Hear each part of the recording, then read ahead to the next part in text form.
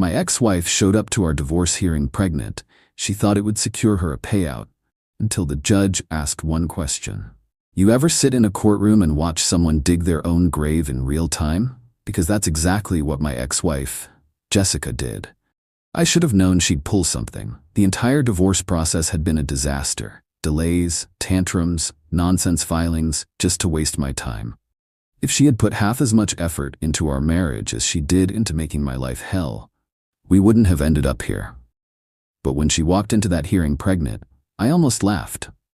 Not because I thought the kid was mine. I knew it wasn't. But because I could see the plan forming in her head like a cheap soap opera plot. Jessica was banking on one thing, that the judge would see a poor, vulnerable, abandoned pregnant woman and force me to pay up. Forget the prenup. Forget logic. Play the sympathy card. Get a payday. I could already hear the speech she had planned. Your Honor, I have a baby on the way, and I've been left with nothing. How am I supposed to survive? All while shooting me side glances, waiting for me to squirm. Too bad for her. I don't play dumb. And I don't lose. See, Jessica had underestimated me. She thought I'd panic, get flustered, maybe even offer a settlement just to avoid looking like the bad guy in front of the judge. But she didn't know what I knew. She didn't know that I had already figured her out months ago. Because the thing about Jessica, she wasn't just bad at marriage. She was bad at lying. And she had no idea that the one question the judge was about to ask her would make her whole story fall apart. Jessica was smug when she walked into that courtroom. She played it perfectly. One hand on her belly, the other delicately brushing her hair behind her ear like she wasn't about to commit legal fraud. She even threw in a dramatic sigh when she took her seat, like this whole ordeal was exhausting for her. I didn't react. I didn't need to. Because unlike Jessica, I wasn't walking in blind. I was ready, and so was my lawyer, Ethan. Ethan was the kind of guy who smiled in court, but would absolutely gut you with the law. I didn't like lawyers much, but after watching him dismantle Jessica's stunts over the last few months, I had to admit I was glad he was on my side. Jessica, of course, had gone through 3 different lawyers since we started this divorce. The one she had today? A newbie. Fresh out of law school, probably desperate to win his first big case. I almost felt bad for him. Almost, because here's the thing. Jessica had tried this before. Not the pregnancy stunt, but the manipulation, the fake distress, the "I'm just a struggling woman, Your Honor, please take pity on me" act.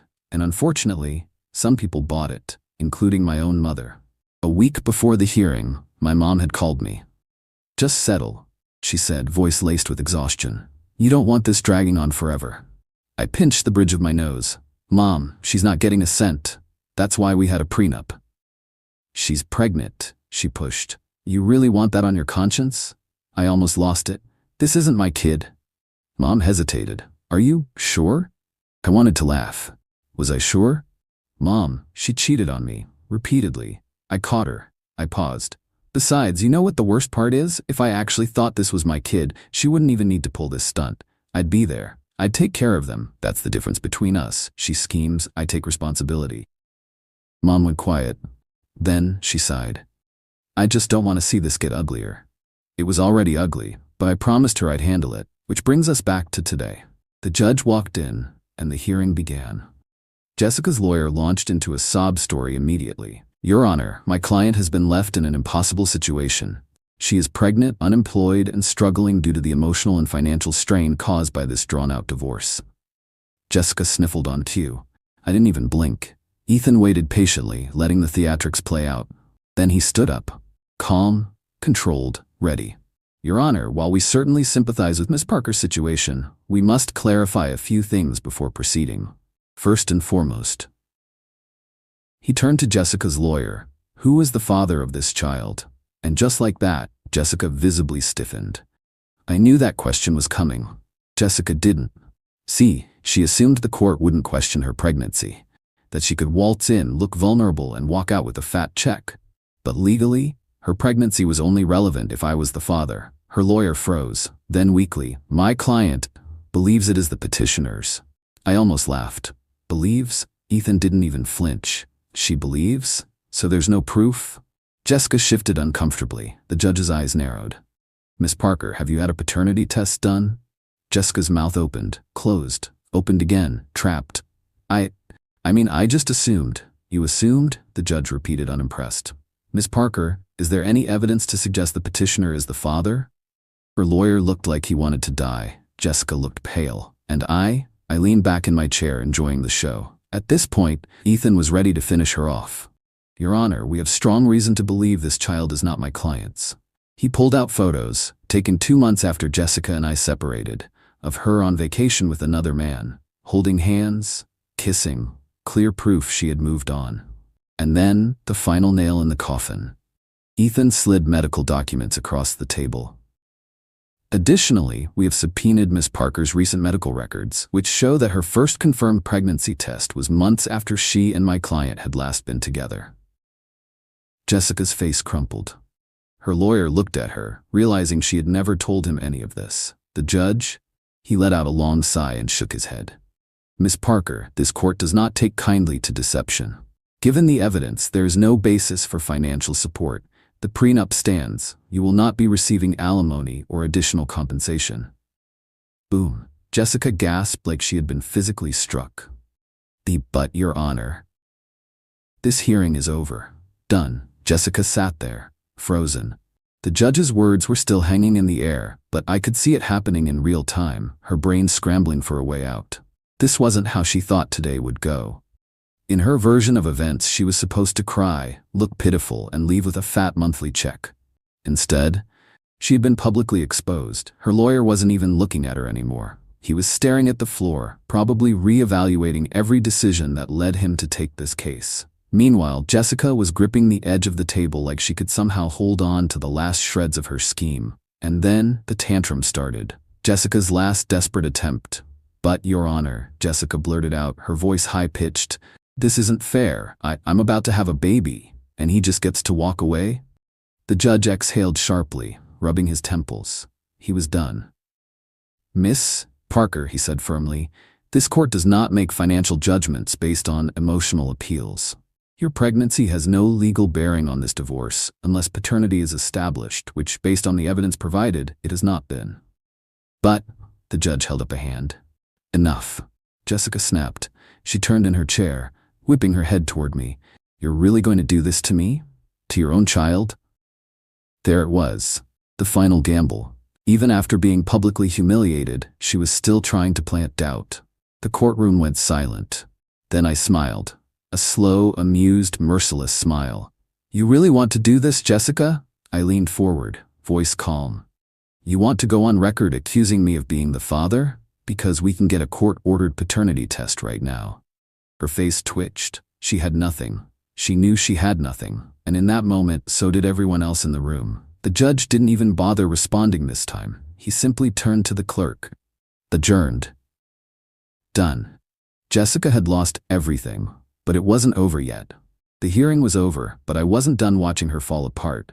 I walked out of the courtroom with Ethan beside me, my mom trailing a few steps behind. I half expected Jessica to slink out quietly, but I should have known better. She stormed out after me, heels clacking, face red, hands shaking. You're a monster, she hissed. You let me sit there, humiliated. I turned slowly, looking her up and down. I'm sorry, Jessica. Which part humiliated you? The part where you tried to scam the court? Or the part where you realized I was 3 steps ahead? Her jaw clenched. You set me up. No, sweetheart. I smiled again. You set yourself up. I just let you walk into it. She looked like she wanted to throw something at me. But then, she tried one last card. She turned to my mom. Are you seriously okay with this, with what he did to me? Mom hesitated. Then she crossed her arms. I'm not okay with what you did to him, she said. You had us all fooled once. Never again. Jessica's lip quivered. For a second, I thought she might actually cry. Then the real explosion. I hope you rot, she spat, stepping forward like she wanted to claw at me. I hope you, Miss Parker. The voice came from behind her, a stern official voice. Jessica froze. 2 court officers had stepped into the hallway. Come with us, please. Her head snapped around. What? Why? The judge has recommended an inquiry into potential perjury and fraud, one officer said. You'll need to answer some questions. Her eyes went wide. Wait, no, that's not. But they were already leading her back into the courtroom. I let out a slow breath. Ethan patted my shoulder. Well, that was satisfying. I smirked. Yeah, it was. Jessica was dragged back into the courtroom. I didn't follow. I didn't need to. The moment those court officers took her away, she ceased to be my problem. But I still made sure to follow up. Turns out the judge wasn't just pissed. He was making an example out of her. Faking financial distress? Bad. Trying to manipulate the court? Worse. Lying under oath? That's perjury. Her fraudulent claims meant she was now under investigation. The court didn't just dismiss her plea for alimony, they flagged her case for potential financial fraud. She had dug her own grave. Over the next few months, I heard bits and pieces. The judge hit her with fines for wasting the court's time. Her lawyer dropped her immediately. Her attempt to file for government aid? Denied. Turns out, they also require proof of paternity. And the cherry on top? Her new boyfriend dumped her. Apparently, after my lawyer pulled out those vacation photos in court, the guy started doing the math. He realized he wasn't the only one she had been with. And suddenly, he wasn't so sure he was the father either. I can only imagine that conversation. A few months after the trial, I got a text from an unknown number. Jessica, I hope you're happy.